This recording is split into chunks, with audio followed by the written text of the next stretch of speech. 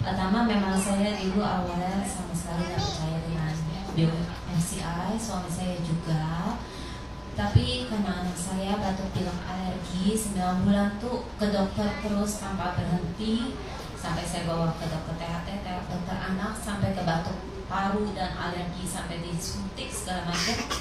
Dan akhirnya sampai udah pakai jalanin terapi, uap, dan disuntik segala macam, pakai di foto di paru-parunya.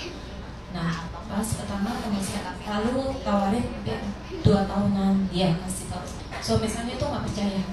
Jadi pertama kami ketika oke lah, daripada terus-terusan anak minum obat kimianya itu luar biasa, dan kalau dia batuk leher uratnya tuh sampai gede banget, sampai aduh sampai kesian dia, sampai sebentar banget.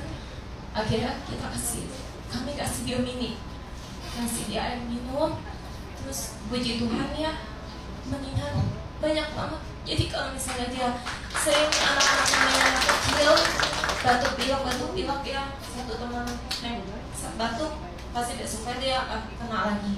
Dan itu hampir 1 minggu dia minum obat atau nggak minum obat, lebih banyak minum obatnya daripada nggak minum obat. Tapi setelah kami kasih Biomini itu, kasih air terus setiap hari, puji Tuhan lebih baik, jauh lebih baik.